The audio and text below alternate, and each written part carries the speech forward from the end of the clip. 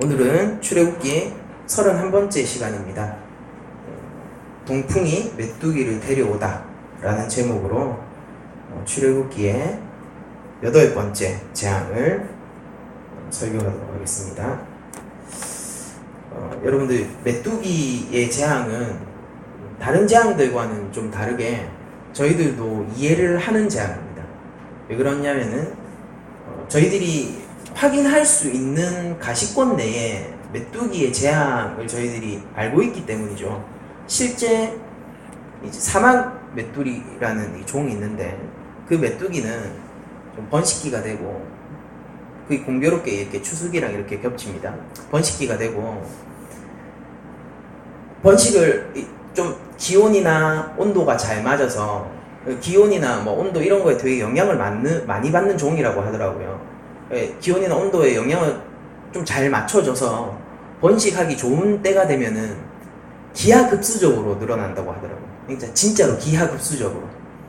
그래서 그 메뚜기 떼가 이동하면은 정말 산천초목에 남는 게 없을 정도로 싹 먹어버리고 지나가는 그런 게 메뚜기 종이고, 그 사막 메뚜기라는 메뚜기 종이고, 그 사막 메뚜기가 또 기온에 따라서 몸 색깔도 변한다라고 하더라고요.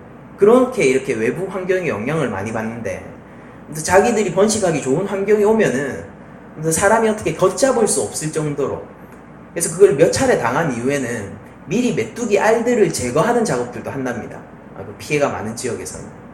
그래서 최근에는 안 일어나고 있는데, 그게 역사 속에서는, 저희가 가시권 내 역사 속에서는 이런 일들이 있었어요. 1899년, 여러분들 한번 수치로 한번 생각을 해보세요. 그게 얼마나 큰 메뚜기 땐지를. 1899년 홍해에서 메뚜기 떼가 나왔습니다. 그 규모가 5,000제곱킬로미터였어요. 그러니까 여기서 1km 하면 1제곱킬로미터잖아요. 여기서 뭐 저기 멕시코까지 몇 킬로 정도 될까요? 5,000제곱킬로미터. 그리고 그 1제곱킬로미터당 추산하기로 4,700만 마리, 4,700마리 아니고 4,700만 마리가 있었을 것이다 라고 추정이 됩니다. 그렇게 한번 등장을 했었습니다. 그리고 1957년 소말리아에서는 160억 마리 메뚜기 떼가 관찰됐어요. 이게 출몰이 돼가지고 완전히 그 지역을, 소말리아를 완전히 쓸어버렸죠. 그래서 그 무게가, 메뚜기 떼 무게가 한 5만 톤에 달하는 걸로 관측이 됐거든요. 여러분들, 근데 이 메뚜기 떼 무게가 왜 중요하냐면은, 메뚜기가 먹는 양이 자기 몸무게에서 한 3배 정도까지 먹을 수 있어요. 그러니까 좀 3배까지 먹는 건 드물지만 3배까지 먹기도 해요. 기본적으로는 자기 몸무게만큼은 먹습니다, 하루에. 그게 무슨 얘기냐면은, 메뚜기 떼가 5만 톤이 등장했다. 그럼 농작물이 5만 톤이 사라진다는 소리예요. 여러분들, 그리고 그 규모가 만약에 5,000제곱킬로미터라고 하면은 이렇게 손으로 휘휘 하거나 무슨 뭐 파리채 가지고 때려 잡을 수 있는 규모가 아닙니다. 깝도하는 거죠. 메뚜기는 약하지만 메뚜기 떼는 공포인 것입니다. 근데 이게 역사 가운데서 몇 번 등장했었던 것이고, 그리고 이집트 지역도, 그러니까 애굽 지역도 이런 메뚜기 떼의 출현을 고대 때부터 알고 있었어요. 그때도 사막 메뚜기라는 그 종이 있었을 거 아닙니까? 그러니까 고대 때부터 알고 있었어요. 그래서 세라피아라는 신을 섬겼는데요. 제가 항상 그 주보 뒤에 보면은 신들의 벽화나 조형을 제가 넣어 놓는데 이번에는 없을 겁니다. 왜냐면은 이 문헌상 존재하지 조형이나 벽화로 남아있지 않아요. 그런데 어쨌든 세라피아라는 신이 있습니다. 그거는 특별히 메뚜기로부터 농작물을 보호하기 위한 신이에요. 그러니까 이 신은 다른 기능이 없고요, 메뚜기로부터 보호하는 신입니다. 그러니까 뭐 일상적으로 찾게 되는 신은 아니었었겠지만은, 애굽 사람들이 이미 메뚜기 떼가 굉장히 공포스럽다는 것을 알고 있고, 거기에 대한 경각심을 가지고 있었다는 것은 이 세라피아라는 신의 존재를 통해서 알 수가 있겠죠. 그리고 마찬가지로 지금까지 그려왔던 것처럼 이 메뚜기 재앙 역시 하나님께서 세라피아를 무력하게 만드시고 이 자연 만물을 섭리하시고 다스리시는 이는 나 여호와 하나님이다 라는 것을 보여주시는 것이죠. 무엇을 통해서? 창조 질서를 역행하는 역창조를 통하여서 오히려 창조의 질서를 다스리는 이가 나다라는 것을 하나님께서 여전히 말씀해 주시고 계신 재앙입니다. 이건 모든 재앙 가운데 공통적으로 등장하는 것이죠. 그런데 이번 메뚜기 때는 이 오늘 그 출애굽기에 등장하는 메뚜기 때의 재앙은 조금 일반적이진 않은 것 같아요. 왜 그러냐면은 메뚜기 떼가 출현을 해가지고 애굽을 쑥대밭으로 만들었던 것은 몇 번 있었던 일일 것 같습니다. 두려웠던 일일 것 같아요. 그런데 이번에는 아무래도 이상한 것이 원래 애굽으로 향하지 않았어야 할 메뚜기 떼가 애굽으로 향한 것 같은 느낌을 주거든요. 하나님께서 동풍을 계속 불게 해서 강제적으로 메뚜기 떼를 애굽으로 끌고 오고 계신 것을 저희들이 볼 수가 있죠. 그러니까 이집트 사람들은 지금 이 메뚜기 떼가 덮칠 수가 없을 텐데 라는 생각을 했을 겁니다. 왜? 진로가 왜 하필이면 애굽이야? 라는 생각을 했을 수도 있고 왜 지금 시기에? 라는 생각을 했을 수도 있을 것 같아요. 이게 메뚜기 떼가 출현할 날씨가 맞나? 기온이 맞나? 이상한 것 같은데? 라는 생각을 했을 수도 있을 것 같아요. 근데 하나님께서는 동풍을 통하여서 이게 이 세 번째 사이클의 특징이 뭐죠? 하늘, 대기 이런 것들을 다루시는 하나님입니다. 그리고 고대 근동 세계관에서는 특히 애굽의 세계관에서는 하늘이라고 부를 때는 우리가 우주라고 얘기하는 것처럼 어떤 우주적 그리고 초월적 어떤 것들을 가리킬 때 하늘이라고 불렀단 말이에요. 하나님께서 지금 그런 것들을 다루고 계신 거예요. 바람을 다루시고 계시고 그리고 대기를 다루시고 계시고 그런 것들을 다루시고 계신 것이죠. 그래서 그 바람을 통해서 그러니까 동풍이 되게 중요한 거죠. 동풍을 계속 불게 해가지고 강제적으로 메뚜기 떼를 애굽으로 들어오게 했는데 그 규모가 어떻다라고 얘기하고 있냐면은 전에도 없었고 후에도 없을 만한 규모다라고 얘기를 하고 있습니다. 좋아요. 이걸 과장법이라고 생각을 하자고 그렇게 과장법이다 전무후무하다 이런 것들은 그냥 표현할 수 있는 거 아니겠느냐 이렇게 얘기할 수도 있겠죠. 그런데 설사 그렇다 하더라도 우리가 지금 관측 가능한 시점 내에서 확인한 메뚜기 떼의 재앙만 하더라도 그 정도입니다. 제가 앞서 말씀드렸죠. 홍해와 소말리아에 나타났었던 메뚜기 떼를 설명해 드렸잖아요. 그게 만약에 나타났다. 지금 우리 부산은 농업을 짓지 않는 도시잖아요. 그러니까 농업이 텃밭 가꾸고 그런 거지 저희들이 농사를 하는 지역이 아니지 않습니까? 그런데도 여러분들 메뚜기 떼가 그 정도 메뚜기 떼가 우리 부산에 출몰했다라고 생각해 보세요. 도시 전체를 덮는 규모로 출몰했다라고 생각해 보십시오. 타격이 굉장히 크죠. 근데 심지어 농업이 주력 산업, 그러니까 지금으로 치면은 자기장이 와가지고 발전소가 다 셧다운 된 거예요. 그 혼돈을 여러분들 느끼실 수 있습니까? 완전히 발전소가 완전히 다 꺼졌고 산업시설이 멈췄다라고 생각해 보십시오. 그 혼돈, 그 농업사회란 말이에요. 이집트는 그 혼돈이 지금 다가온 것이죠. 그럼 과정법이다. 역사상 그것이 더 큰 메뚜기 떼가 있었을 수 있다. 과거에도 있었을 수 있지 않느냐. 거기 정확한 기록 체계도 없는데 어떻게 그걸 알 수 있느냐. 이런 논의를 하기 전에 이 재앙이 애굽 경제를 멈춰버리고요. 사람들의 생명의 위협을 받게 하기에는 충분했다는 것을 저희들이 알 수 있죠. 지금 산업시설만 멈춰도 그게 우리에게 칼을 들이댑니까? 아니면 우리에게 무슨 독극물을 뿌립니까? 그런 게 아님에도 불구하고 우리의 생존의 위협을 받잖아요. 근데 곡물이란 말이에요. 먹는 거란 말이에요. 어디서 수입해 올 수 있는 게 아니에요. 그렇게 곡물을 하면은 그거 가지고 1년을 사는 겁니다. 근데 그게 하나도 없다라고 생각해 보십시오. 죽는 거죠, 사람들이.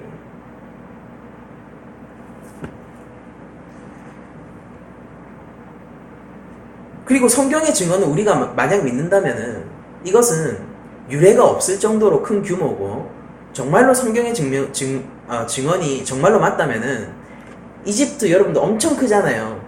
정말로 그 땅을 다 덮을 만한 그런 규모였을 텐데, 이런 메뚜기 떼가 불러오는 혼동과 공포, 이런 것들은 말로 할 수 없는 것입니다. 지금 애굽이 맞닥뜨린 상황이 그런 것이고, 이게 얼마나 심했냐면요, 그러니까 강도가 점점 심해지고 있잖아요. 지금 첫 번째 재앙을 생각해 보시고 이권 재앙을 한번 생각해 보세요. 그러니까 완전 강도가 완전히 다릅니다. 이제 진짜로 정말로 생명의 위협을 느낄 뿐만 아니라 애굽 전역이 망할 수도 있어요. 그래서 신하들이 이렇게 얘기하잖아요. 애굽이 망한 줄을 알지 못하나이까, 이렇게 바로한테. 우리 망했습니다. 국가 경제가 파탄났습니다. 이걸 얘기하는 거예요. IMF 터졌을 때 우리 대한민국이 얼마나 침울한 그런 정체 속에 빠졌습니까? 근데 그거는 근데 화폐 경제에서 저희들이 파산을 한번 한 거지만은 애굽은 실물 경제잖아요. 실물 경제인데 그게 싹 날라갔다고요. 실물 경제의 근간이 되는 것들이. 그러니까 국가 경제도 IMF와 비교할 수 없을 정도로 파탄이 나 있는 거고요. 최강대국에서 지금 그러면 군대는 그럼 어떻게, 먹을 양식이 없는데 군대는 어떻게 유지하고, 그러니까 외부로부터의 침략에도 너무나도 무방비한 상태가 된 거고요. 이게 시간이 지나면 지날수록 애굽은 어떻게 추스릴 수 없는 지경으로 다다를 수밖에 없는 겁니다. 계속 악화될 뿐이지 이거를 대비한다거나 뭔가를 수습을 한다든지 그럴 수가 없는 상황이에요. 메뚜기 때는 그런 재앙입니다. 이미 한 차례 우박이 왔었어요. 그때만 해도 애굽에는 아직까지 희망이 있었습니다. 밀과 보리가 아직 자라지 않았거든요. 근데 이 메뚜기 때는 그 남은 모든 밀과 보리를 먹을 뿐만 아니라 또 뭐라고 얘기합니까? 심지어 하다못해 풀뿌리라도 먹을 수 있잖아요. 근데 그것까지 싸그리 다 가져갔다라고 하죠. 심지어 나뭇잎 하나조차 남기지 않고 다 먹어치웠다라고 얘기를 하고 있죠. 메뚜기 떼의 재앙은 그것이 충분히 가능합니다. 공포스러운 재앙이에요. 이게. 근데 하나님께서 이 재앙을 뿌리시면서 한 가지 재밌는 어떤 암시를 또한 주시고 계신데요. 메뚜기가 지면은 모두 덮어가지고 너희들이 땅을 볼 수 없을 것이다 라고 얘기하는 부분이 있지 않습니까? 그 부분이 이제 세 번째 사이클의 절정이죠. 세 번째 사이클의 절정인 흑암재앙을 어느 정도 예고하고 있다는 거예요. 그러니까 하나님께서는 뭘 하시고 계신 거예요? 지금 이제 애굽의 바로가 보내든지 말든지 상관없는 겁니다. 여러분들 이미 확인하셨죠? 애굽의 바로가 보내든지 말든지 상관없고 일단 흑암재앙까지 무조건 가겠다라는 거예요. 하나님께서는 내가 흑암재앙까지 무조건 뿌린다, 이 땅에. 그 목적이 뭘까요? 그 목적을 성경은 이렇게 얘기하고 있습니다. 이스라엘에게 하나님을 알리시고 이 일이 자손들에게 전파되게 하기 위해서, 그리고 하나님께서 재앙을 내리시기 위해서 바로와 그 신하들의 마음을 강팍하게 한다라고 오늘의 본문 10장 1절 2절은 증언을 하고 있죠. 하나님께서 바로와 신하의 마음을 강팍하게 한다는 게 어떤 뜻인지는 여러분들이 충분히 이해하셨을 거라 생각을 하고 중원에서 제가 설명하진 않겠습니다. 근데 하나님께서 그들의 마음을 강팍해 하신 것은 무엇 때문이냐면은 재앙을 계속 내리기 위해서예요. 이제 주도권은 다 하나님한테 있는 거예요. 그럼 왜 하나님이 그러면 재앙을 왜 내리시느냐? 이스라엘 모든 자손에게 이 일을 알리시기 위해서라는 거예요. 그게 무슨 일이냐면은 출애굽 사건인 거죠. 우리 조상이 애굽에 있을 때 무슨 일이 있었고 어떻게 압제를 받았고 하나님이 그것을 공의로 어떻게 심판하셔서 우리에게는 자비로 어떻게 애굽에서 빼내오셨는지를 자자손손 대대손손 기억하게 하기 위해서 하나님은 이 재앙을 쭉 버리시고 계시다라는 것입니다. 그리고 이미 본문에 나와 있듯이 9번째 재앙까지도 하나님은 예비하시고 계신 거예요. 멈출 생각이 없으십니다. 여러분들 이게 출애굽을 만약에 기념하게 하기 위해서 하나님께서 이 재앙을 하신다면요, 오늘날에도 우리는 이 재앙을 기억해야 됩니다. 그리고 오늘날에도 이 출애굽은 기념되고 있어요. 실제로. 잘 생각해 보십시오. 이것이 우리와 상관없는 이스라엘의 옛 역사인 것이 아니라 하나님의 구원 사역이란 말입니다. 하나님의 구원 사역이세요. 오늘날 우리에게 은혜를 베푸시고 구원을 하시고 계시는 그 동일한 하나님, 2018년 대한민국 이 부산 땅에서 구원 사역을 행하시고 계시는 그 동일한 하나님이 그 고대의 근동의 애굽에서 이스라엘을 구원하신 일을 우리들에게 설명해 주시고 계신 거란 말이에요. 이게 의미가 없을 리가 없죠. 오늘날에도 출애굽은 기념되어야 합니다. 제가 잠깐 얘기를 해드리자면은 선지자들이 이스라엘 백성들에게 경고를 할 때예요. 어떤 식으로 경고를 했냐면요. 옛 사건을 끌어다가 미래의 일을 설명했어요. 그들이 잘 알고 있는 옛 사건을 얘기해가지고 이와 같은 일이 우리 가운데 있을 것이다 라고 하면서 미래의 일을 예견했었습니다. 그러니까 새 시대를 하나님께서 베푸시는 새 구원을 설명하기 위해서 주로 가져왔던 것이 출애굽 사건이었습니다. 심지어 신약 저자들도 그런 것들을 기념하고 있죠. 세례를 너희가 모세 안에서 함께 받은 세례라고 하면서 홍해 사건과 대비시키는 것들이 신약 저자들의 어떤 기법이기도 하지 않습니까? 그러니까 과거의 사건은 그저 과거의 사건에 머물러 있는 것이 아니라 그 일을 행하신 동일한 하나님의 손길을 우리한테 기억하게 하는 겁니다. 이 출애굽 사건은 이스라엘 백성에게, 이스라엘 자자손손에게 하나님이 하신 일을 기념하고 기억하게 하기 위해서 이런 일들을 벌이게 하신 거예요. 그럼 오늘날 영적 이스라엘인 우리에게도 출애굽 사건은 마땅히 기념되어야 되고 우리 가운데 깊이 박혀 있어야 하는 일이 되는 것입니다. 특히 이 출애굽 사건은 예수 그리스도로 말미암은 죄 가운데서의 새 출애굽으로 성경은 그리고 있는데 우리는 이 새 출애굽 사건으로 이 옛 출애굽 사건을 더욱더 승화해서 기억하고 기념해야 되는 것이죠. 어느 날에는. 여러분들 이때 이 수혜자가 누구냐? 애굽에서의 수혜자는 하나님의 백성 민족교회 이스라엘이었습니다. 그 민족적 이스라엘이 지금 누구에게 바톤을 넘겼냐면은 새 이스라엘, 바로 하나님의 자녀들의 모임, 그리스도 안에서 한 지체된 교회에게 그 바통을 넘겼단 말이에요. 그러므로 우리는 이 출애굽 사건을 보면서 동일하게 기억할 수 있어야 돼요. 하나님이 나를 죄 가운데서 어떻게 빼내오셨는지를 기억할 수 있어야 되는 겁니다.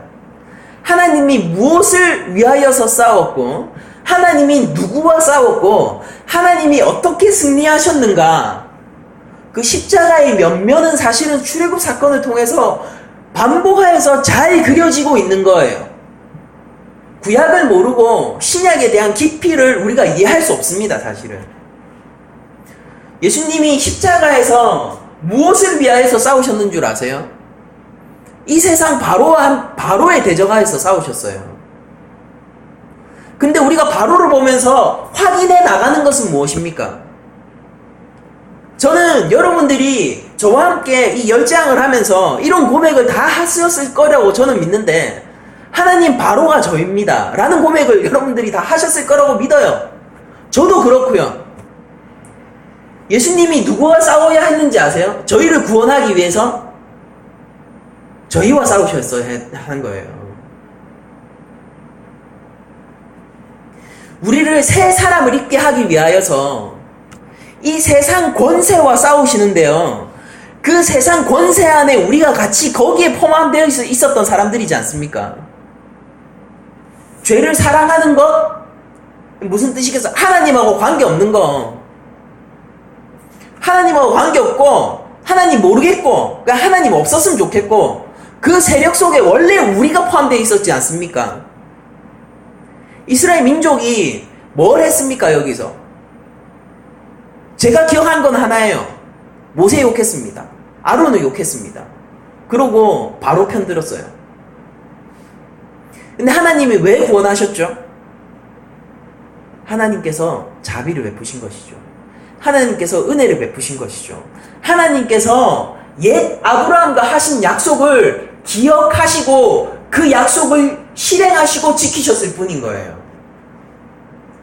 우리에게 출애굽은 어떻게 기억돼야 합니까? 하나님이 우리를 죄 가운데서 구원하신 사건으로, 그 십자가 사건으로 우리에게는 여전히 새 출애굽으로 계속해서 기억되어야 하는 것이죠. 그것을 위하여서는 하나님께서는 애굽을 쓸어버리기를 두려워하지 않으십니다. 그 사건을 위해서는 바로의 장자를 치기를 두려워하지 않으세요. 하나님께서는 어떤 값을 치르더라도 이 사건의 의미를 알고 그들을 구원하기 위해서 가능한 모든 일들을 실행하시는 분입니다. 그런 전지전능함이 우리 아버지께 왜 없겠습니까? 그게 우리가 섬기는 하나님이네요. 그리고 놀랍게도 이때는 애굽을 치는 형태로 그려졌지만요, 신약에 와서 예수님이 오셨을 때 하나님의 구원 방법이 어땠는지를 우리가 기억해 보세요. 우리 아버지는 독생자를 내어줌으로써 구원을 했단 말입니다. 애굽은 맞아야 돼요. 애굽은 맞아야 돼요. 메뚜기 떼가 애굽은 덮여야 된다고요. 장자가 죽어야 된다고요. 그리고 예수님이 재림하실 그때가 되면은 공의가 세워질 거라고요. 도둑은 도둑인 것이 드러날 것이고, 거짓말쟁이는 거짓말쟁이인 게 드러날 것이고, 온갖 멋진 것으로 회칠한 그 무덤은 사실은 무덤이 이미 드러나는 날이 올 거란 말입니다. 근데 그 전에 우리가 어떻게 그 구원을 받았습니까? 애굽이 맞았어야 되잖아요. 바로의 장자는 죽었어야 돼요. 우리가 그 편이란 말입니다. 근데 하나님이 단지 사랑으로, 은혜로, 하나님의 자비와 긍휼로 선을 그으신 것 뿐인 거예요. 고센 땅은 내가 손대지 아니하리라.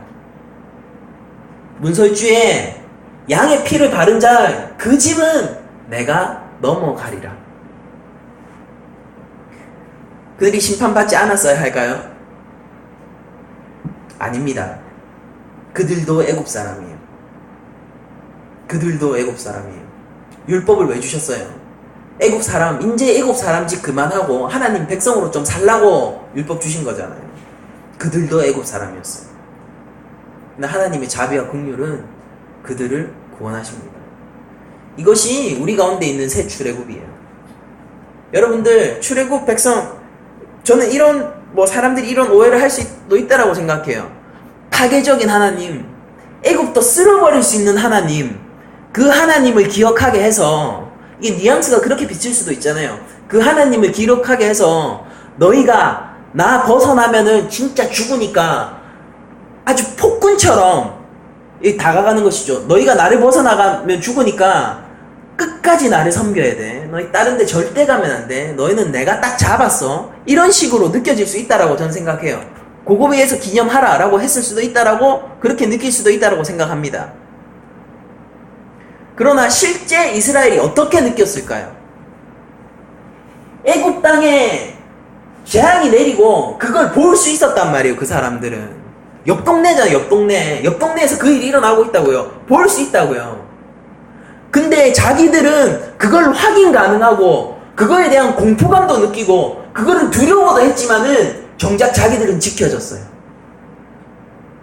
지켜지면서 생각했을 거예요.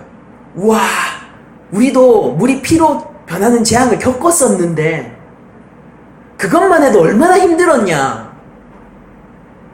내가 원래 재앙 맞을 사람이었는데 아니 왜 우리 고센 땅만? 우리가 하나님의 백성이라서, 그래서 하나님께서 자비와 긍휼과 은혜를 베풀어 주셨구나. 그것 때문에 우리가 자유인의 신분이 되는구나. 그것 때문에 이제 애굽 땅에서 나가는데 심지어 나갈 뿐만 아니라 수많은 금은보화들을 가지고 함께 나가는구나. 전쟁에서 승리해가지고 마치 전쟁의 승리의 전리품을 얻은 것처럼 나는 가만히 있었는데 하나님이 승리하셔서 내가 그 전리품을 취한 승리자가 되었구나. 그렇게 기념할 거 아닙니까? 실제 그때 그 자리에 있었던 이스라엘 백성들은 말이에요. 그럼 자손들에게 뭘 가르치겠냐라는 거죠. 이것이 구약에 나오는 폭군 하나님이 아니다라는 거예요. 구약에 나오는 하나님은 여전히 사랑과 긍휼의 하나님이고요. 여러분들 잘 생각하세요. 신약에 나오는 사랑의 예수님도 나중에 심판주로 오실 주세요. 그럼 예수님도 폭군입니까? 우리는 다르게 설명해요. 공의로우신 분은 단순히 공의로운 것이 아니라 사랑과 긍휼을 함께 가지고 계신다라고 얘기하는 거예요. 우리들은. 그게 우리가 알고 있는 하나님입니다. 제가 여기서 얘기하는 하나님은 삼위일체 성부, 성자, 성령을 하나로 얘기하는 거예요. 우리가 알고 있는 하나님은 바로 그런 분이세요. 공의와 사랑을 함께 가지고 계신 분이세요. 그래서 공의는 반드시 실현될 것입니다. 그러나 하나님은 그 안에서 사랑으로 실현하실 거예요. 출애굽은 그런 형태로 오늘날 우리에게도 여전히 기념되어 있고, 우리에게 다시 한번 출애굽 사건을 볼 때마다 우리에게 뭐가 넘쳐야 되냐면요, 하나님이 구원하신 구원 사역에 대한 감사와 은혜가 사실은 우리한테는 넘쳐나야 되는 겁니다. 예수님의 십자가 사건 뭐 그렇게 얘기는 해놓고, 예수님 우리 죄를 위해서 죽으셨습니다, 돌아가셨습니다, 뭐 이렇게 얘기는 해놓고, 사실은 성경을 볼 때는 다른 것들에 다 관심 있기 마련이죠. 다른 것들에 관심 있기 마련이죠. 성경, 뭐 교회에서 성경 시험 봐도 그렇잖아요. 누구 왕은 어디 몇 대 왕은 누구죠? 뭐 이런 거. 바로 이런 사건에서 하나님이 뭐라고 하셨죠? 이런 거. 그게 뭐 알아서 뭐 할 겁니까? 뭐 이렇게 이거는 좀 말이 그렇네요. 알아야 되는데, 그거 단순히 아는 것만으로 그게 무슨 의미가 있겠어요?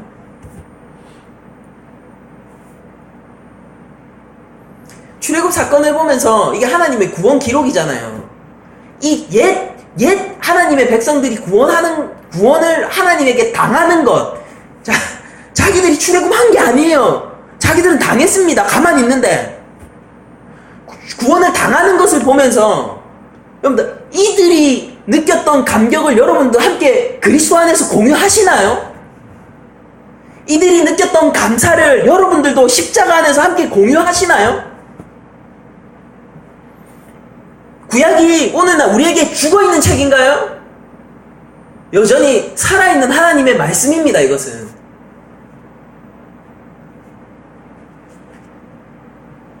재밌는 것은 바로가요, 변하기 시작하는데 겉으로 볼 때는 더 유연해지고 더 모세에게 마음을 여는 것처럼 보여지는데, 어떤 식으로 성경이 그려지고 있냐면은 훨씬 달콤한 말, 이상한 말로 이제는 기만하려고 하는 것으로 그려지고 있거든요. 장정만 가. 경고하러 오죠. 경고하러 왔을 때 딜하지 않았습니다. 원래 바로는 목이 뻣뻣한 사람이잖아요. 자기가 왕이잖아요. 경고하러 왔을 때 딜 안 해요. 벌어지고 나서 그러면은 보내줄게 뭐 이렇게 꺾이기는 해도, 그 일이 실제 재앙이 일어나기도 전에 바로한테 그 모세한테 딜을 하거나 협상을 하자 이렇게 나오진 않았었단 말이에요. 근데 오늘은 어떻습니까? 오늘 재앙은 경고하러 왔어요. 경고하러 오니까 모세한테, 그러면은 좋아 장전만 가. 그게 너희한테 더 좋은 거야. 애들은 놔두고 갔다 와. 이렇게 얘기하는 겁니다. 모세를 속이려고 하죠. 기만하려고 하죠. 두렵긴 두려운 거예요. 그렇지 않습니까? 경고하러 왔는데 협상을 시작했다니까요. 바로의 두려움도 더 커져가는 거예요. 하나님 되심을 더 알아가는 겁니다. 바로도 알아가고 있어요. 그런데 거기에서 뭘 하느냐면요, 이게 죄인의 특성이에요. 거기에서 순종을 하는 것이 아니라 속이려 드는 것이죠. 속이려 드는 거예요. 거짓 증언해버리는 겁니다. 이게 마치 하나님의 뜻일 거야, 이렇게 모세한테 얘기하는 거죠. 장정 가.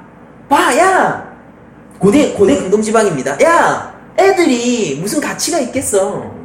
여자가 무슨 가치가 있겠어. 장정 다 가라니까. 군대를 이룰 수 있는 그 장정 다 가. 사회 기반이 되는 그 장정들 다 나가. 여자애들, 막 과부 이런 애들 뭐하러 같이 나가냐. 그러고 모세의 대답을 듣지 않고 그래 됐어 그렇게 하자 하고 보내버립니다. 그 결과가 어떻습니까? 하나님께서 동풍을 끝없이 불게 하여서 하나님 보실 때 아니다라는 거죠. 아니다라는, 하나님이 요구하신 건 뭐냐면 하나님의 말에 순종하기를 원한 거예요. 하나님 말씀에 그냥 그대로 순종하기를 요구하시는 겁니다. 근데 바로는 그것을 자기 편의대로 해석하여서 자기의 세계관과 자기 생각으로 재해석해가지고 이 정도 했으면 순종한 것이다 라고 협상을 시도해버리는 것이죠.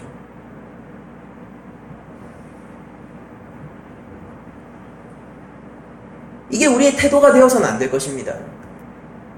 새 출애굽을 기념하는 자들, 그리스도 안에서 이 옛 열장을 보면서 십자가의 은혜 가운데로 들어갈 수 있는 우리들은 이런 식의 바로의 태도를 기억해서는 안 될 거예요. 이 자자손손 전해져야 할 출애굽의 출애굽의 기념은요, 하나님이 일하신 그대로를 전달함으로써 가능해지는 거고, 하나님이 베푸신 은혜를 그대로 대대손손 전해줌으로써 감하지도 않고 더할 수도 없는 그 은혜를 그대로 대대손손 전해줌으로써 이것이 기념되는 것입니다. 하나님이 하신 일이 액면 그대로 전달되어야 하는 거예요.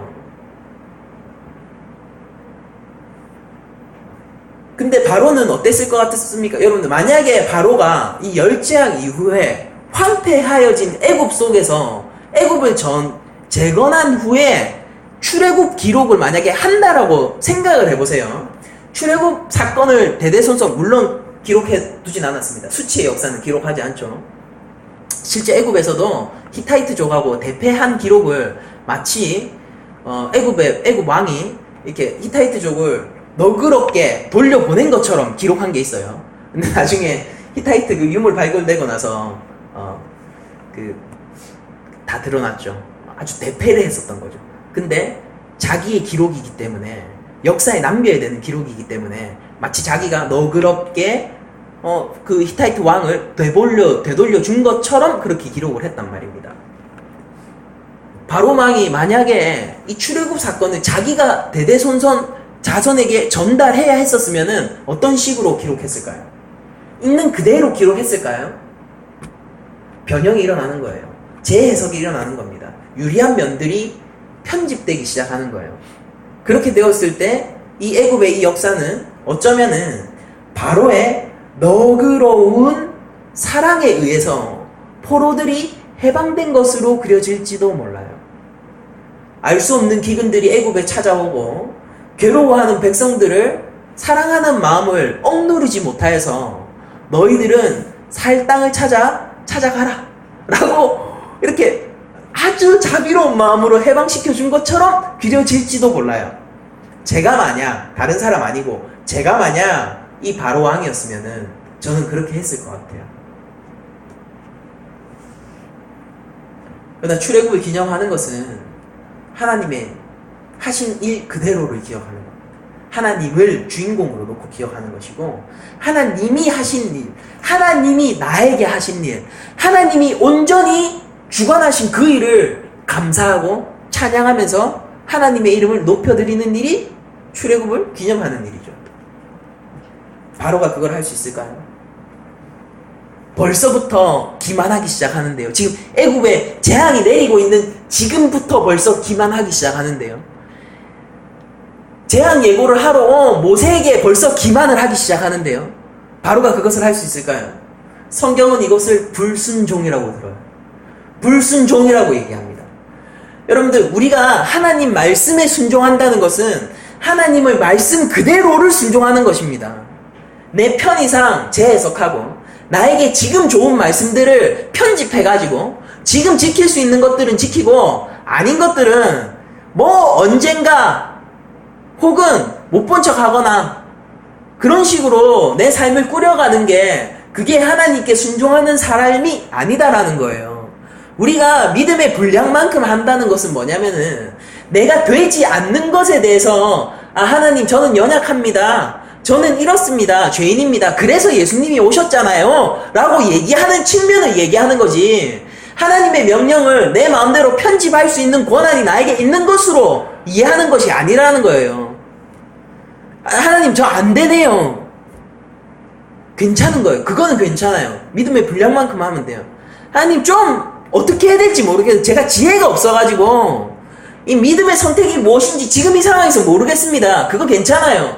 고민하고 또 하나님 성령께서 인도하시면 그 길로 나아가면 되고 하나님 말씀으로 또 새롭게 발견한 거는 또 순종하면 되는데 그런데 그 하나님 말씀과 명령을 내가 편집하는 건 아니에요.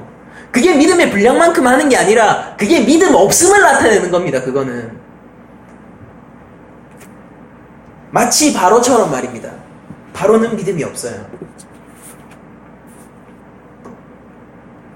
바로는 이 8째 재앙이 오기까지도 얼마나 많은 시련을 겪었습니까? 국가가 지금 망했다고요. 신하의 말에 따르면은 애굽이 망했다고요. 그런데도 지금 뭘 하고 있냐면은 내가 아직도 이스라엘 백성에게 영향력을 미치고 있는 것처럼 얘기를 하고 있지 않습니까? 장정만 가. 그 자기가 왜 결정하는데요? 하나님이 결정하시는 거예요. 깨닫지 못하고 있어요. 하나님의 권능을 알면서도 그럴 수 있습니까? 산 증인이 여기 있잖아요. 바로 아니 하나님이 그렇게 권능이 있고 능력이 있는 걸 알면서도 하나님을 기만할 생각을 할 수가 있어요? 인간은 할 수 있어요. 산 증인이 있죠. 아니 하나님의 권능에 의해서 국가가 파탄 났는데도 이스라엘 보내주면 끝날 텐데 그 자존심 때문에 내가 여전히 이스라엘에게 영향력을 미치고 있고 그 왕이 나라는 생각 때문에 그걸 놓아 보내지 않는 그런 바보 멍청이가 있습니까? 여기 산 증인이 있잖아요. 바로 우리 인생 속에서 바로 같은 실수를 하면 안 돼요. 뭘 우리가 어떻게 하나님의 말씀은 하나님의 말씀이고 하나님이 이끄시는 길이 하나님이 이끄시는 길이에요. 그건 명확한 거예요. 거기에 대해서 우리는 협상을 하러 들어가는 사람들이 아닙니다. 타협을 하러 들어가는 사람들이 아니에요. 순종과 감사와 찬양을 하기 위해서 그 길을 가는 사람들이죠. 하나님 적당히 여기서 우회전 할까요? 그런 거 없어요 인생에. 심지어 노빠꾸 아닙니까? 우리들은 속된 말로 홍해가 닫혔어요. 우리 돌아갈 길이 없어요. 그것이 광야라 하더라도 돌아갈 길이 없다고요. 노빠꾸예요. 가나안까지 가야 된다고요. 하나님이 40년 일주일 만에 갈 길을 40년을 이끌면은 40년 동안 다니는 겁니다. 하나님이 40년 동안 갈 길을 80년을 이끄시면은 80년 동안 가는 거예요. 근데도 그런 찬양을 하는 사람들이죠. 이게 제일 빠른 길이었네요. 하나님 바보들 아니에요. 근데 우리가 그런 바보들이 돼야 되는 겁니다. 순종과 감사와 찬양과 하나님이 하신 일을 기억하는 그런 사람들. 이건 좀 아니잖아요. 하나님 여기서 좌회전 해야 되는 거 아니에요? 내가 길 아는데 하나님 내 길 알거든요. 좀 잘 모르시네. 근데 제가 길을 알거든요. 여기서 좌회전 해야 되거든요. 이게 더 빠르거든요.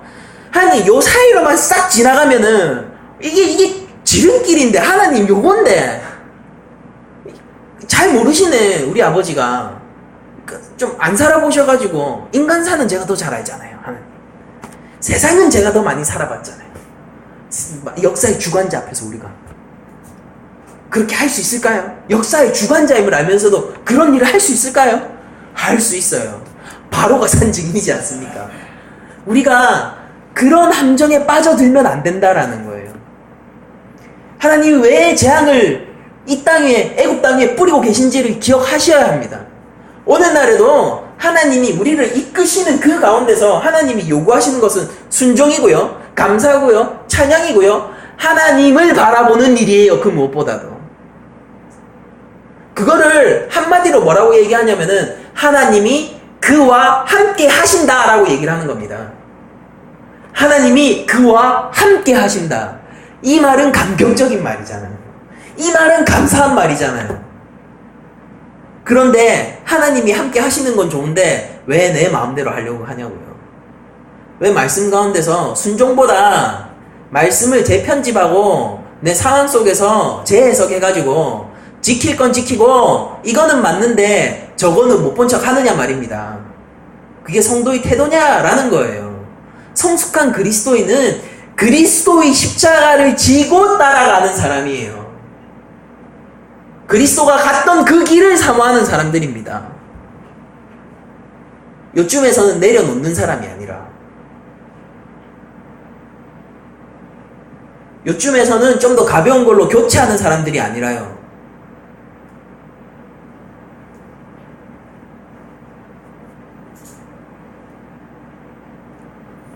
바로의 생각은 하나님께 있잖아요. 여전히 자기 자신한테밖에 없어요. 자기 왕국의 번영밖에 없습니다. 그러니까 왕국이 피폐해지고 있음에도 불구하고 이 제국의 번영을 위해서 노동력에 대한 피해를 최소화해야 된다라고 생각을 하고 있는 거예요. 장정 보내겠어. 좋아. 이 손실은 어쩔 수가 없어. 이 마인드 자체가 뭡니까? 이거 내 백성이란 소리예요. 장정은 보내겠어. 좋아.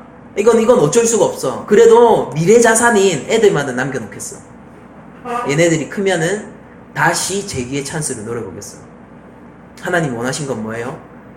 단순해요. 하나님은 무슨 국가 권력이나 왕국의 번영이나 이런 정치적 계산이나 외교적 뭐 이런 계산이 들어가 계신 게 아니에요. 하나님은 나를 예배케 해라 라는 거예요. 내 백성이 나를 예배케 하라. 그 앞에서 바로는 하나님의 권능을 알면서도, 이 지점이 너무나도 중요합니다. 하나님의 권능을 알면서도, 하나님이 창조주이심을 알면서도 정치적 계산으로, 경제적 계산으로 자기 안위를 위하여서 왕국의 미래를 생각하면서 딜을 들어갈 수 있는 사람이에요. 협상하자 이렇게 나올 수 있는 사람입니다. 아주 무서운 일이에요. 이게 피해는 어쩔 수 없어. 이 하나님이 지금 일하신 것 자체가 자기한테 피해처럼 느껴지는 거예요. 피해가 되는 건 어쩔 수 없어. 그렇지만 요거를 어쨌든 간에 최소화해보자. 하나님이 원하시는 건 순종이란 말이에요. 우리 인생 가운데서도 그런 거 없습니까? 좋아, 하나님이 이끌고 가시면은 이거 뭐 이 피해는 어쩔 수 없어. 근데 어떻게 하면 최소화할 수 있을까? 그러니까 하나님의 말씀을 마치 우리 불법한 기업들이 법망에는 걸리지 않고 법을 이용하는 것처럼요. 이게 정확한 표현이에요. 법망에는 걸리지 않는데 법을 이용해가지고 불법한, 누가 봐도 나쁜 일을 저지른 것처럼. 그러니까 하나님의 말씀은 이건데 내가 하나님의 말씀을 어떻게 이용해가지고 어떻게 피해를 최소화할까? 그렇게 혹시 신앙생활을 하시진 않으시냐는 거예요. 그렇게 하면 안 된다라는 거예요, 성경은. 바로는 지금 어떤 상황인지 정확하게 인지를 못하고 있습니다. 인지하고 있는데 인지를 못하고 있는 이상한 상황이 온 거예요. 이 모든 것의 해결책은 단 하나예요. 그러고 그건 쉽습니다. 이스라엘이 하나님의 백성이를 인정하면 돼요. 내 백성이 아니라. 하나님의 백성이니까 하나님께 예배하러 가는 게 당연하게 생각되면 돼요. 그게 너무나도 쉬운 거잖아요. 그냥 그거 하나만 하면 됩니다. 그렇게 하면은 이 지경까지 오지도 않았어요. 그런데 이 지경까지 와놓고도 바로는 자기 중심성에서 벗어나지 못하고 있습니다. 객관적인 하나님의 재앙을 보지 못하고 여전히 자기 권력 유지와 왕국의 번영을 위한 미래만이 중요한 것이 바로입니다. 그런데 아이러니하게 바로의 이런 태도가 바로를 망치고요. 바로의 이런 태도가 자신의 제국을 쑥대밭으로 만들고 있는 거예요. 신하들이 얘기하잖아요. 애굽이 망한 줄 알지 못하시나이까. 근데 바로는 어떻습니까? 야, 내가 이게 우리 제국을 지키는 길이라고. 착각인 거예요.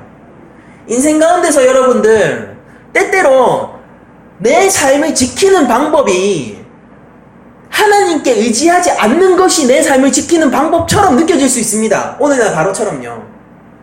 그렇게 느껴질 수 있어요. 충분히 이해를 해요. 저도. 그러나 하나님이 진짜 살아 계시단 말입니다. 그리고 하나님이 진짜 창조주시란 말이에요.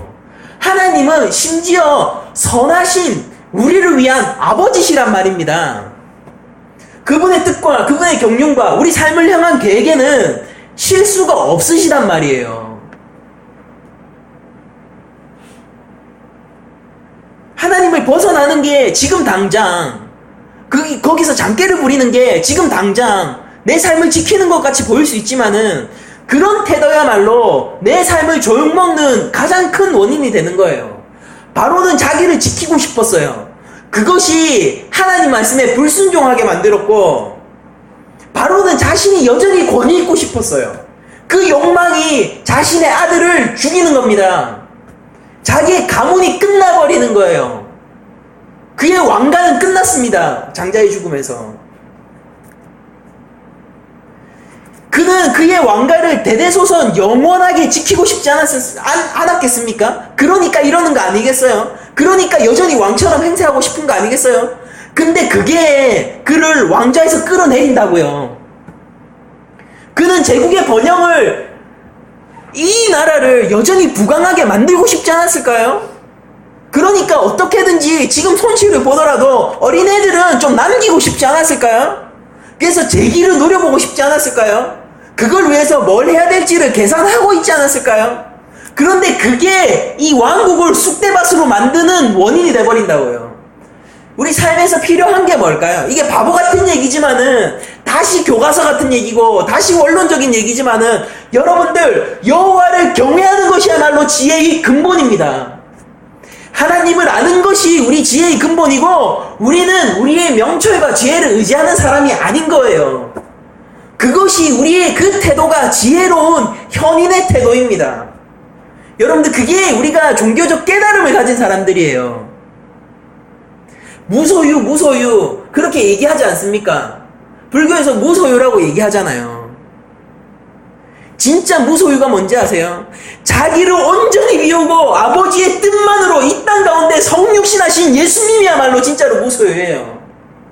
우리가 그리스도의 제자라고 얘기할 수 있다면은, 우리가 하나님의 자녀라고 얘기할 수 있다면은, 우리가 우리를 주장하는 것이 아니라 정말로 무소유, 그 종교적인 진리, 진짜 깊은 깨달음, 그 극치 가운데서 우리를 비우고 우리 예수 그리스도를 우리의 왕으로서 고백할 수 있어야 되는 거예요. 민주주의 사회에 웬 왕입니까? 우리는 다 인간이니까 민주주의 사회죠. 성경도 민주적이에요. 그러나 하나님은 우리와 존재가 다르다니까요. 자꾸 하나님을 우리 수준으로 끌어내리지 마세요. 반대로 우리를 하나님 수준으로 끌어올리지도 마십시오. 하나님은 하나님이세요. 우리들은 피조물입니다. 그러나 그의 사랑하는 피조물이에요. 그의 사랑하는 백성이고 그의 사랑하는 아들이에요. 이걸로 만족하면 안 될까요? 우리 삶에서 이걸로 우리의 만족이 끝나면 안 될까요? 그리스도만이 우리 삶의 기쁨이 되면 좀 안 될까요? 이걸 지키는 게 왜 이렇게 힘드냐고요. 저한테 하는 얘기예요. 저한테. 이 선을 지키는 게 왜 이렇게 힘드냐고요. 자꾸 불순종으로 길로 나아가게 됩니까? 우리가 왜 자꾸 하나님 우리 수준으로 끌어내리거나, 아니면 내가 하나님의 수준까지 끌어올려져서 자꾸 옛 선악과의 실수를 자꾸 반복하려고 할까요?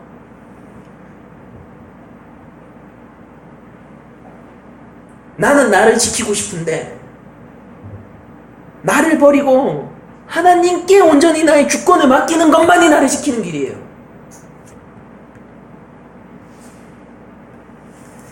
제가 지금 얘기하는 게 그냥 맹목적인 믿음을 얘기하는 게 아니에요. 몰라도 되니까 닥치고 그냥 믿고 일단 교회에서 하는 말 무조건 순종하고 그런 걸 얘기하는 게 아닙니다. 하나님을 아니까 그분께 우리를 의탁할 수가 있는 겁니다.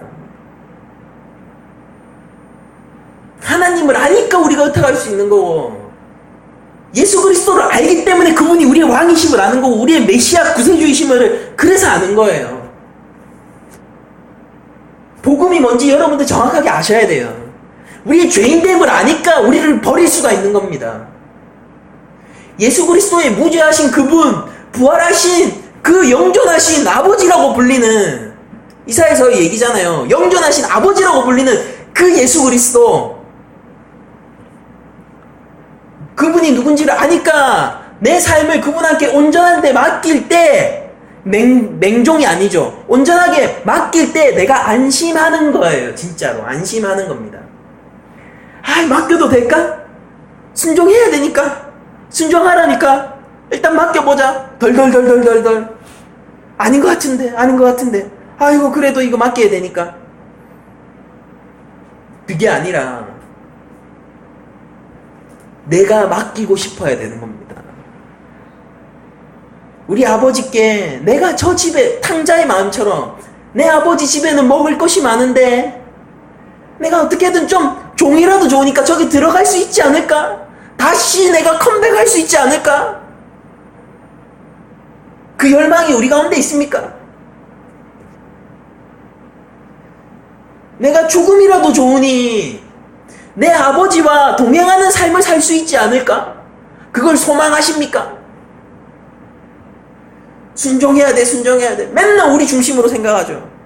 맨날 우리 중심으로. 인간 중심으로. 내가 순종을 하면 하나님이 마치 복 주고, 순종하지 않으면 복을 주지 않을 것처럼. 하나님은 이미 우리에게 아들을 주셨다고요. 뭘 더 주셔야 됩니까? 전 잘 모르겠어요. 뭘 더 주셔야 됩니까? 심지어 성경은 그것을 사랑의 확증이라고 얘기를 해요. 확증!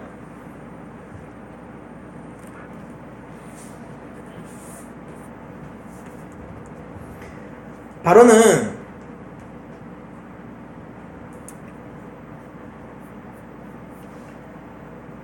메뚜기 재앙이 비로소 애굽을 뒤흔들어 놓은 다음에야 이렇게 고백을 합니다. 17절 보면은 바로가 모세와 아론을 급히 불러요. 마음이 급한 거예요. 급히 불러서 뭐라고 얘기하냐면은 바라건대 이번만 나의 죄를 용서하고, 원래는 뭐라고 했습니까? 나와 나의 신하의 죄라고 했죠. 근데 지금 엄청 급한 거예요. 나의 죄를 용서하고, 나의 죄를 용서하고 너희의 하나님 여호와께 구하여 이 죽음만은 내게서 떠나게 하라. 지금 바로가 느끼고 있는 공포가 뭔지 아시겠어요? 메뚜기가 왔어요. 그거를 바로가 뭐라고 얘기하고 있습니까? 죽음만은 이라고 얘기를 하고 있죠. 이게 바로가 느끼고 있었던 공포예요. 죽음만은 내게서 떠나게 하라. 그래서 모세가 여호와께 구해서 동풍의 반대가 서풍이죠. 서풍을 통해서 강제적으로 메뚜기를 애굽 땅에서 밀어냅니다. 밀어내고 나서 애굽 온 땅에 메뚜기가 하나도 남지 아니하였고 그 메뚜기들은 싹 다 홍해로 갔어요. 홍해에 빠져 죽었다고요. 이것을 본 바로는 다시 마음이 완악해졌습니다. 화장실 들어갈 때 마음, 나올 때 마음이 달라진 거죠. 그리고 이 불순종으로 말미암아 메뚜기가 빠져 죽었던 그 홍해에 자신의 군대를 수장시키게 됩니다. 이 사건 때문에 구약에서 나중에 메뚜기 때 이런 것들이 거대한 군사 때로 비교되기도 하거든요. 이 사건 때문에 그래요.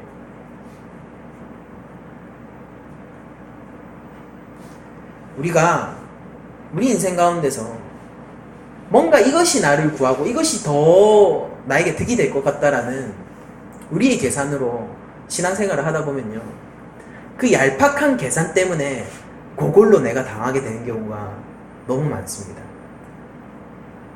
그 확률은 100%예요.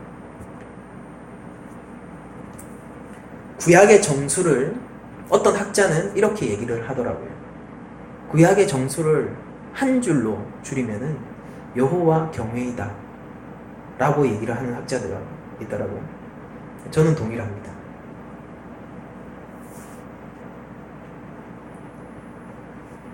하나님께서는 8번째 재앙 또한 출애굽 이 모든 사건을 이스라엘 백성들에게, 자신의 백성이죠, 자신의 백성에게 영원히 기념케 하려고, 그리고 그것을 통하여서 하나님을 알리시려고 이런 일을 하셨습니다. 우리 인생 가운데서도 똑같은 것 같아요. 우리가 이 땅을 살면서 하나님 왜 우리가 바로 천국 안 가 있죠? 하나님 우리가 왜 지금 여기서 이러고 있습니까? 때로는 그냥 여기가 그냥 천국이었으면 좋겠잖아요. 근데 왜 하나님 이 삶을 내가 왜 통과하고 있죠? 이런 의문이 드실 때 오늘의 이 말씀이 여러분들 가운데서 위로가 되었으면 좋겠어요. 하나님께서는 하나님을 알리시고 계신 거예요. 그래서 여러분들을 하나님 나라로 이끄시고 계신 거예요.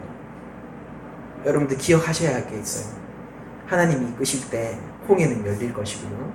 하나님이 이끄실 때 풀 한 폭이 나지 않은 그 광야에서도 만나와 메추라기가 떨어지실 거고요.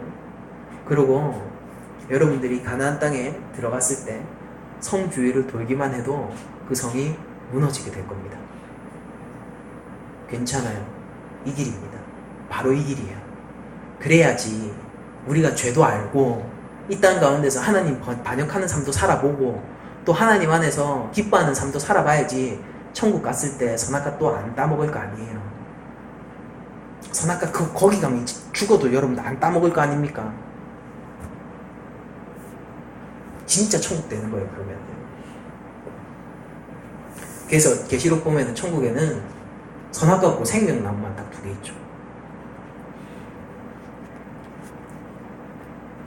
근데 말씀 마치겠습니다. 근데 한 주간 살아갈 때 우리가 이것을 기억했으면 좋겠습니다. 우리 가운데 일어난 새 출애굽을 기억하고 우리가 하나님의 말씀에 순종하고 하나님을 경외하는 사람들이 되었으면 좋겠어요. 인생에서 이것저것을 바라다 보면요, 그 무엇도 가지지 못하는 것이 인생의 법칙 아니겠습니까? 그렇다면 우리는 그리스도 하나만을 가지고 그리스도 한 분만으로 족한 인생이 되었으면 좋겠습니다. 깊은 종교적 깨달음은 고행에서 오는 것이 아니라 제가 생각건데 믿음에서 오는 거예요. 인생의 환희와 기쁨과 어떤 초월은 깊은 수행에서 오는 것이 아니라 제가 생각건데 믿음에서 오는 거예요. 우리가 가진 믿음은 사실 이렇게 전 대단하다고 생각을 합니다. 이것은 맹신을 얘기하는 것도 아니고 우리의 바리새인적 순종을 얘기하는 것도 아니고 정말로 하나님이 주시는 출애굽처럼 하나님이 주신 선물로서의 믿음을 얘기하고 있는 거예요. 근데 여러분들 한 주간도 믿음 가운데 거하시고 말씀을 사랑하시고 말씀 가운데 순종함으로 여호와를 경외하는 삶의 선택들을 내려가시고 하나님의 말씀을 알 때마다 그 모든 것에 순종할 수 있는 사람이 되었으면 좋겠습니다. 그러나 때로는 순종치 못하더라도 믿음의 분량만큼 하시고 그것으로 인해서 낭망하는 것이 아니라 우리에게 십자가가 있잖아요. 우리가 약하니까 완벽하면 예수님 안 오셨다고요. 우리가 약하니까 예수님 오셨으니까 그런 우리가 쓰러질 일이 있을 때마다 제깍제깍 우리 예수 그리스도의 보혈을 바라보고 또 회복받고 성령으로 말미암아 우리 삶 속에서 또 하나님의 깊은 사랑과 인내를 또 느끼고 그런 반복되는 선순환 속에서 즐거운 신앙생활을 했으면 좋겠습니다. 믿음은 고난입니까? 저는 그렇다라고 해요. 성도는 고난 가운데 거합니까? 저는 그렇다라고 얘기를 해요. 그러나 그 고난 가운데 있는 성숙은 세상 사람들이 알지 못하고 그 고난 가운데서도 찾아오는 화평은 세상 사람들이 알지 못하고 그 고난 가운데서도 저절로 터져나오는 감격과 찬양은 세상 사람들이 알지 못합니다. 여러분들은 아시잖아요. 무엇이 더 가치 있는지 아시는 여러분들은 이 한 주간 동안 예수 그리스도 십자가 아래에서 성령을 따라 말씀의 길, 여호와 경외의 길을 가기를 진심으로 축원하며 모든 말씀 마치도록 하겠습니다.